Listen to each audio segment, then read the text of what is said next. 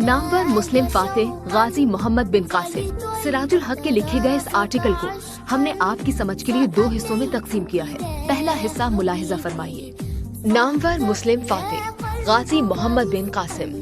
इस्लामी जमहूरिया पाकिस्तान के सूबे सिंध वादी महरान को ये फख्र हासिल है कि सबसे पहले इस्लाम की आमद यहाँ पर हुई और इस्लाम की नूरानी किरणें यहाँ से बरे सगीर के मुख्तलिफ इलाकों में फैल गई।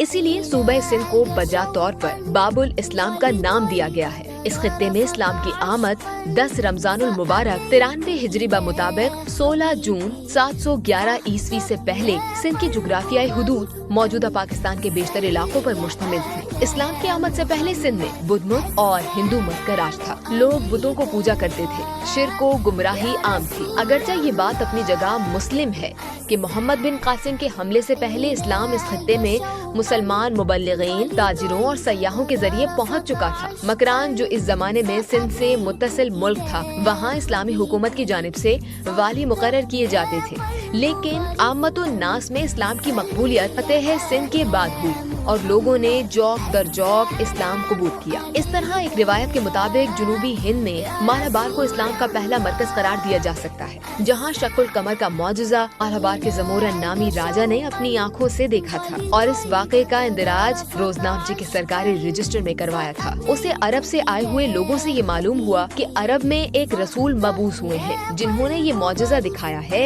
तो राजा ने फौरन इस्लाम कबूल कर लिया और तख्ते सल्तनत अपने वली अहद के सुपुर्द करके कश्ती में सवार होकर पूर्व नबी करीम सल्लल्लाहु अलैहि वसल्लम की ज़ियारत की खातिर रवाना हुआ।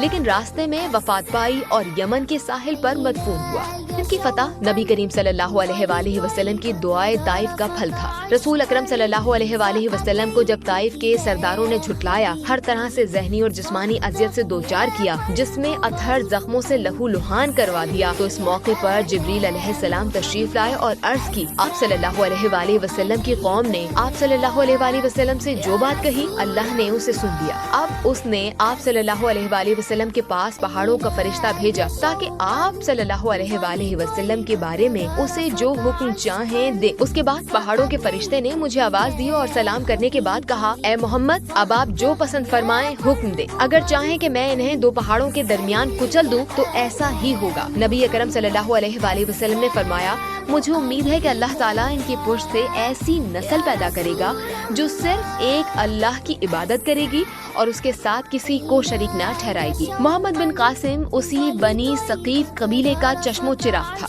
इसी तरह सिंध में इस्लाम की आमद हुजूर सल्लल्लाहु अलैहि वसल्लम की दुआए ताइफ का असर है। सिंध पर इस्लामी हुकूमत की जानिब से फौज कुशी के 5 असबाब थे। 1, 12 हिजरी में खलीफा दोम हजरत उमर फारूक रज़ियल्लाहु ताला अन्हो के दौर में ईरानी फौज से जंग हुई। हजरत खालिद बिन वलीद रज़ियल्लाहु ताला अन्हो मुसलमान फौज के सिपह सालार थे। उस जंग में सिंध की फौज ने ईरानियों का साथ दिया। सिंधी जाट जंगजू थे और अपने पाँव में जंजीर बांध कर लड़ते थे ताकि उनमें से कोई मैदानी जंग से भाग न सके। चुनाचा इस वजह से उस जंग का नाम जंग ज़ाते सलासुल यानी जंजीरों वाली लड़ाई पड़ गया। दूसरी वजह जंगे कादसिया, जंग ज़ाते सलासुल के 2 बरस बाद 14 हिजरी में जंगे कादसिया हुई। ईरान के बादशाह यज़दगर्द ने भरपूर तैयारी की। सिंध के राजा ने ईरानियों की मदद की, उन्हें फौजी दस्ते भेजे और जिस कदर जंगी हथियार भेजे जा सकते थे उसने रवाना किए। जंग में मुसलमानों को सबसे ज्यादा नुकसान सिंध के राजा के हाथियों ने पहुंचाया। उस जंग में मुसलमानों ने हाथियों को भगाया। ईरानी फौज का सिपह सालार रुस्तम मारा गया। तीसरी वजह खलीफा दोम हजरत उमर फारूक रज़ियल्लाहु ताला अन्हु के ज़माने खिलाफत में इस्लामी हुकूमत मकरान तक फैल चुकी थी। जिस वक्त मुसलमानों ने मकरान फतह किया तो सिंध के फौजी भी ईरानियों के साथ मिलकर मुसलमानों से लड़े, जिसकी कोई वजह नहीं थी। इस तरह सिंध की बरहमन हुकूमत ने इस्लामी हुकूमत के दुश्मनों की मदद की। चौथी वजह सन 78 हिजरी में सईद बिन असलम बिन जरा कलाबी को मकरान का वाली बनाकर भेजा गया। अरब सरदार मोहम्मद बिन हारिस अलाफी ने उसके खिलाफ बगावत की और उसे कत्ल कर दिया। इस्लामी हुकूमत से बगावत करने वाले तमाम गलाफी सिंध आ गए, जहाँ के राजा दाहिर ने न सिर्फ उन्हें पनाह दी बल्कि इज्जत और इकराम से नवाजा। मोहम्मद अलाफी को अपने मुकर्रबीन में शामिल कर लिया। इस तरह उसने इस्लामी हुकूमत के एक बागी गिरोह की सरपरस्ती की।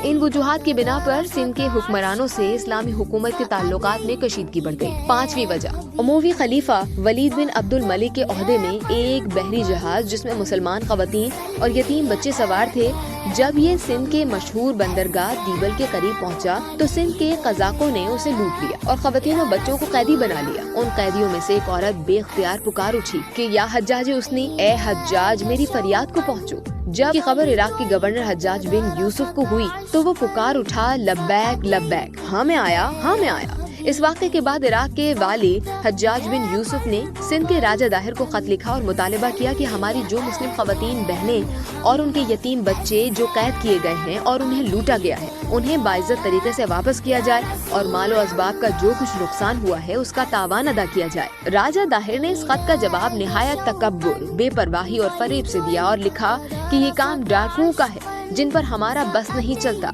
हज्जाज ने मजलूम औरतों और यतीम बच्चों को बाइज्जत वापसी के सिलसिले में तमाम सिफारिशी उमूर में नाकामी और सिंध के राजा दाहिर की मुमलिकत इस्लामिया के साथ साबिका दावतों की बुनियाद पर सिंध पर भरपूर हमले का फैसला कर लिया।